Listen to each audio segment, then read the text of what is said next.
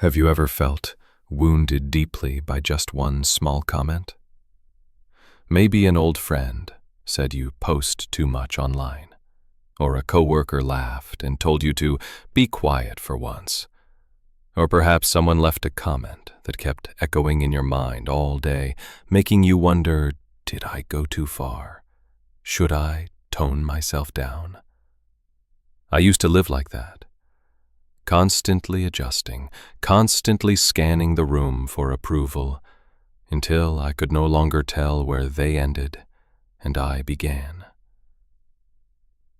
There was a time I believed I'd never break free from this cycle of people-pleasing, that the only way to feel safe was to stay small. But then I learned something that changed everything. A quiet truth rooted in psychology that turned the way I saw myself and the world completely upside down. And today, I want to share that truth with you. But before we talk about how to break free, we need to pause and ask a deeper question. Why does this even happen? Why do we so often and so painfully care what others think? It's not because we're weak. It's not because we're insecure. It's because we're human, and humans by nature are wired to belong. Long before cities and smartphones, back when survival depended on the tribe, being accepted wasn't a matter of ego. It was a matter of life or death. If your group rejected you, it meant being left alone in a dangerous world. So, over thousands of years, our brains developed a survival instinct.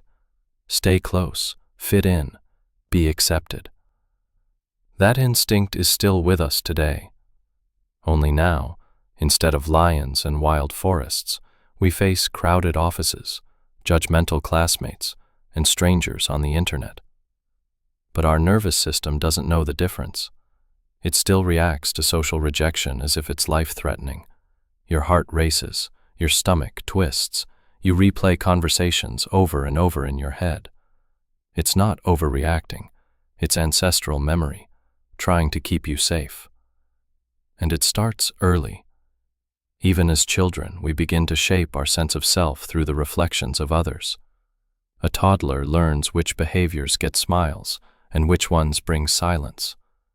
A teenager starts censoring themselves based on what draws laughter, or eye rolls, or applause. We learn to adapt, to please, to mold ourselves into what others find acceptable, until, slowly, we begin to lose sight of where their opinions end and our identity begins. This pattern doesn't disappear with age. In fact, in the age of social media, it only intensifies. We live in a time where the lines between real life and performance are constantly blurred. Every post we make, every story we share, becomes part of a curated image, carefully shaped for approval. Likes and comments become currency. And though each one offers a small surge of dopamine, a chemical our brain uses to reward good behavior, it also tightens the loop of dependency. The more we receive external validation, the more we crave it. The more we crave it, the more anxious we become without it. And it's not just about strangers online. It's about family expectations, cultural norms, unspoken rules passed down through generations. Carl Jung once wrote, "The greatest burden a child must bear is the unlived life of the parents." What he meant was this: sometimes, without even realizing it, we live according to scripts we never wrote. We carry dreams that aren't ours. We silence parts of ourselves to keep others comfortable. And we perform roles we never chose, just to avoid conflict, shame, or judgment. So when we ask, why do I care what they think? The answer isn't shallow, it's layered. It's biological, emotional, cultural, and deeply personal. And yet understanding this can be incredibly freeing. Because once you see the roots of this pattern, you stop blaming yourself for having it. You stop thinking, what's wrong with me? And start asking, what happened to me? What happened that taught you your worth was conditional? What moment made you believe you had to earn your place in the room? What comment, maybe years ago, planted the seed that you're too much or not enough. These questions aren't meant to shame, they're meant to open. Because when you begin to name the invisible forces shaping your self-worth, you begin to reclaim your power from them. Still, knowing the why isn't always enough. You may understand the psychology, you may trace the timeline, but at some point you realize the weight of other people's opinions isn't just a theory. It's a burden you carry in your daily life. A glance that makes you second-guess your outfit.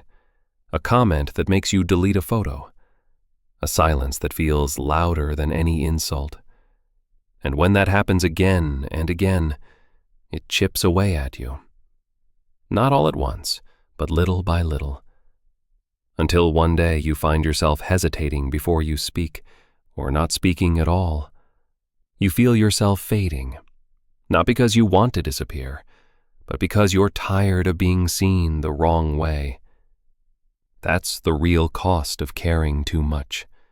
Not just anxiety or self-doubt, but the slow erosion of your true self, hidden beneath layers of shoulds, scripts, and silent edits. Which leads us to a crucial turning point. If living for others costs us so much, what does that damage really look like? How does it show up? Not just in theory, but in real lives. Let's look at that next. We've seen where this pattern comes from, how evolution, childhood, and culture shape our need for approval, but just knowing that isn't enough. Because while the roots explain the why, they don't always protect us from the hurt, and the hurt runs deep. The truth is, constantly living through the lens of others doesn't just limit us. It slowly reshapes us into someone we were never meant to be. Take Lynn, for example. She was one of the most talented illustrators in her university. Her sketchbooks were filled with raw emotion and quiet genius. But when it came time to apply for design school, she froze. Her father, a serious man who'd worked the same office job for 30 years, told her, "Artists don't survive. You're too sensitive for that world." He didn't yell. He didn't forbid. He just planted doubt, wrapped in worry and love. So Lynn chose accounting instead. She graduated, got a job, paid the bills, but 10 years later, she still finds herself doodling on meeting notes, still wondering what would have happened if she dared to choose differently. Not because she regrets being responsible, but because she never got to find out who she might have become if fear hadn't spoken louder than her own voice. Then there's Dan, always the funny one online. Every post edited to perfection, every selfie filtered just right. At first it was fun, until it became a routine. He felt like he had to be entertaining, had to be flawless, had to be adored. And the moment something got less engagement than usual, he spiraled. He'd delete posts, overthink captions, spend hours tweaking the tiniest detail. What started as expression became performance. And that performance became a prison. Dan didn't just fear being judged, he feared being ordinary. Because deep down he believed that if he stopped impressing people, they'd stop caring altogether. And stories like theirs aren't rare. They're everywhere. In the girl who says yes to every group plan even when she's exhausted. In the guy who downplays his own needs because he doesn't want to be a burden.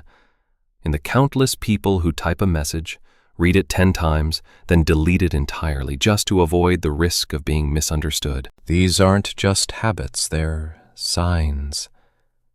Signs that somewhere along the way, we stopped feeling safe being ourselves. That the version of us others accepted became more important than the version of us we actually are. Psychologists call this the looking glass self. It's a theory that says we form our self-image based not on who we truly are, but on how we think others see us. But here's the danger. That mirror is almost always distorted. We imagine judgment that isn't there. We assume rejection before it happens. And we internalize voices that don't even belong to us anymore. Old teachers, strict parents, harsh peers, until they sound like our own. Over time, this distortion becomes a filter we can't remove. And through it, we start to measure everything: our words, our worth, our whole identity. It doesn't happen overnight, but gradually, the effects show up in our everyday lives. You find yourself shrinking in conversations, afraid your ideas will sound weird. You soften your voice, even when you have something important to say. You hesitate before wearing something bold, not because it's wrong, but because someone might look at you the wrong way. And the worst part? Sometimes we don't even notice it happening, because it doesn't come with loud alarms. It comes with quiet choices. Staying silent, holding back, deleting that story, hiding that dream. Little by little, we start to vanish, one compromise at a time.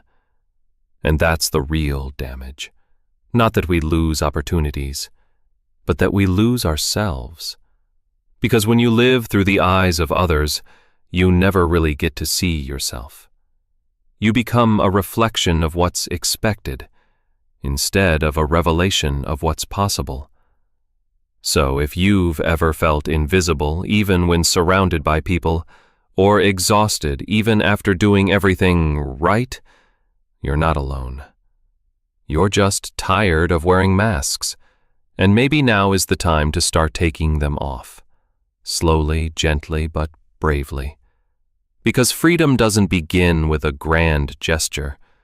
It begins with awareness, with naming the weight, and asking, for the first time in a long time, what if I stopped trying to be liked and started learning to be whole?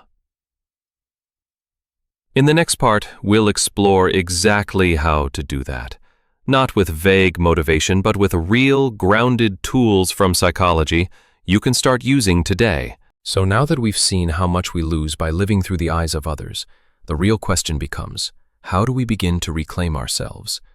The answer isn't to stop caring altogether, because truthfully, we'll probably always care a little. We're wired to connect, to empathize, to want to belong. The goal isn't to shut that part of us down. It's to stop letting it control every choice we make. And that journey starts not with a drastic change, but with a quiet shift in perspective. The first step toward that shift is learning how to redefine the standards by which you measure your own worth. For so long, many of us have lived by expectations we never agreed to, expectations passed down from family, community, or society. They tell us what success should look like, what enough means, and what kind of person we're supposed to be. But what if those definitions were never meant for you? That's why it's so important to stop and ask yourself, what do I actually want, just for me? Try writing it down without editing yourself. If no one was watching, I would. If I knew I wouldn't be judged, I'd try. These questions aren't just theoretical. They help you peel away the noise and reconnect with your core desires, the ones that often get buried under layers of social conditioning. When you articulate your own values clearly, you begin to realize that many of the things you once feared losing, approval, applause, validation, aren't necessary for living a life that feels meaningful to you. And that realization becomes a kind of freedom. But of course, even when you know what you want, the opinions of others don't simply vanish. So the next thing to learn is how to filter feedback instead of absorbing it all blindly. There's a difference between being open-minded and being overly porous. Not every comment deserves space in your heart.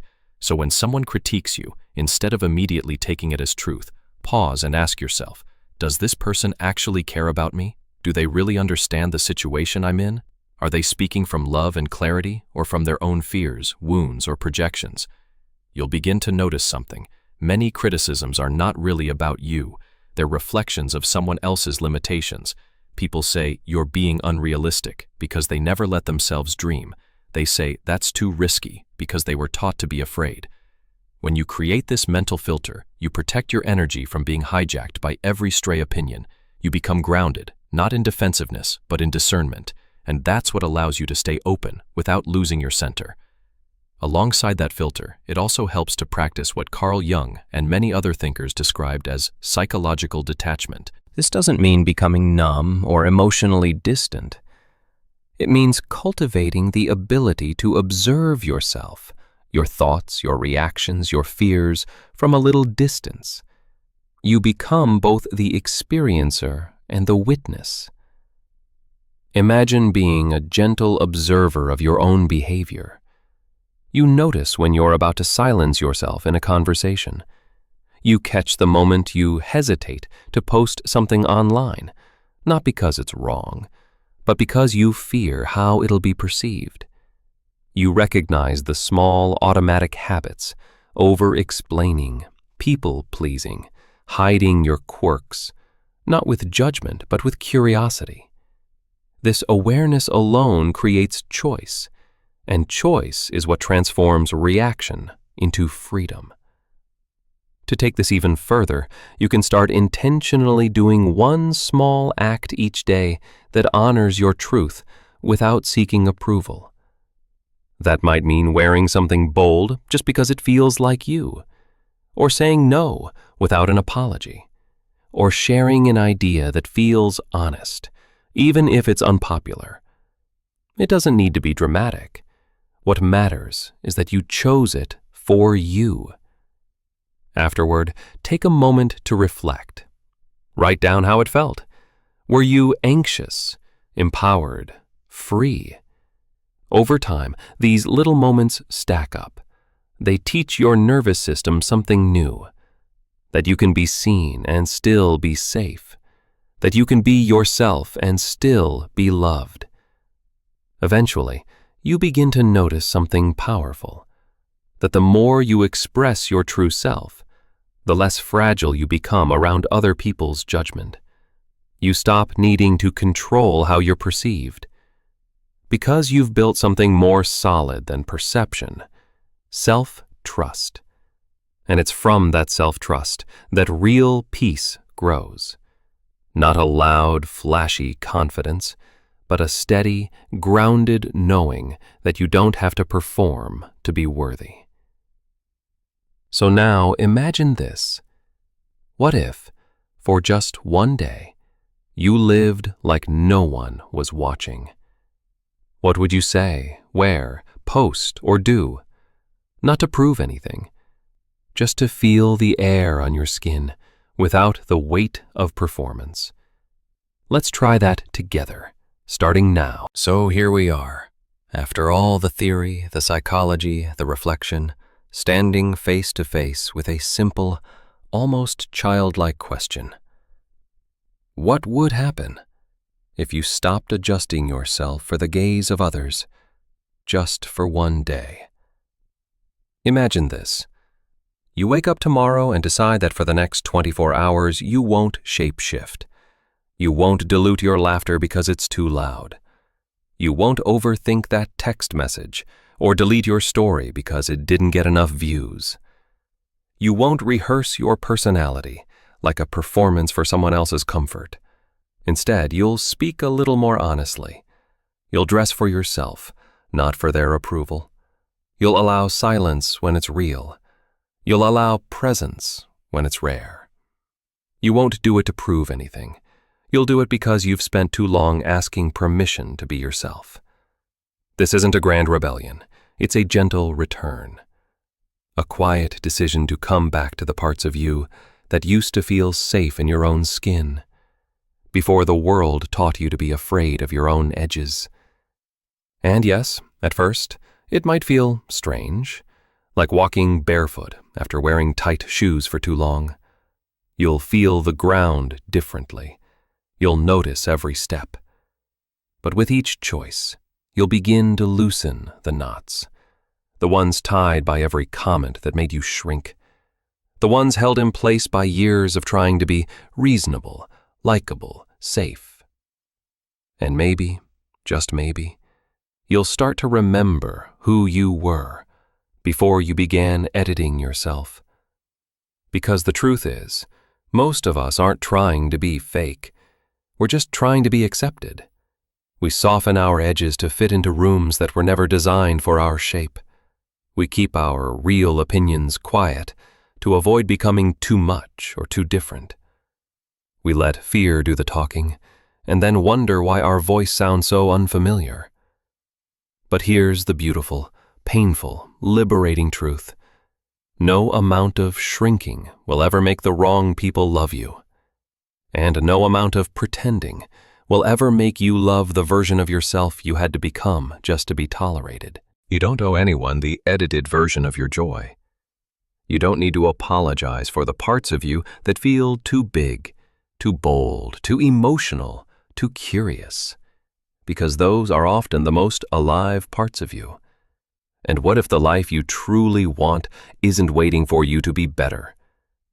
What if it's waiting for you to be real? I know it's easier said than done. We live in a world that rewards masks and filters and perfect phrasing. A world where being normal often feels safer than being true. But safety isn't the same as peace. And hiding isn't the same as belonging. Real belonging doesn't happen when people accept your mask. It happens when they see your soul and stay. And here's something important to remember. The more you show up as yourself, the more clearly you'll see who's meant to stand beside you. Not everyone will like the real you, but the ones who matter, the ones who are meant for your story, will never ask you to shrink to fit inside theirs. So if your voice shakes when you speak up, speak anyway. If your hands tremble when you share something honest, share anyway. Because courage isn't about never being afraid. It's about loving yourself enough to act, even when fear is still in the room. Let your life be shaped by what sets you free, not what keeps you small. And if you stumble, if you falter, if one day you find yourself slipping back into the old habit of people-pleasing, that's okay too. Healing isn't linear. Liberation doesn't always come in fireworks. Sometimes it arrives in whispers. A decision to stay. A decision to try again. So try again. Every morning, every breath. Let yourself be seen. Let yourself be misunderstood. Let yourself be fully, gloriously human. You don't have to be perfect to be worthy. You don't have to be polished to be powerful. You don't have to be fearless to be free. You just have to be willing to come home to yourself. And maybe that journey home doesn't begin with a roadmap or a plan. Maybe it begins with something simpler, a pause, a breath, and a quiet promise. Today, I choose to be me. If anything in this video made you pause, if even just one sentence felt like it was written for you, then maybe this isn't the end of the conversation. Maybe it's just the beginning. Because the truth is, you are not alone in this. There are so many of us quietly navigating the same fears, the same pressure to be liked, the same exhaustion that comes from constantly adjusting ourselves just to fit. And while healing often starts in silence, it deepens when we speak it out loud. So here's a simple invitation. In the comments below, share one moment from your life when you realized you were living for someone else's approval. Or tell us about a time you finally said no, finally wore what you wanted, finally spoke your truth, and felt the weight lift off your shoulders. Even just a sentence, even just a whisper of that memory, because someone else reading it might see themselves in you. And in that shared reflection, they might feel just a little less alone. You don't need to have it all figured out. You don't need to be healed or confident or fearless. You just need to be honest, and we'll meet you there. If this video resonated with you, take a moment to like it, so others can find it too. Subscribe if you'd like more videos like this, and don't forget to turn on the notification bell so we can continue these quiet, important conversations together. But more than that, take one moment after this video ends to sit with yourself. Ask the question we explored earlier. If no one was watching me today, how would I choose to live? And then, maybe live just a little bit like that. Thank you for watching, for reflecting, and for being brave enough to face these questions. We'll be here, every step of the way, reminding you You don't need to be perfect. You just need to be you.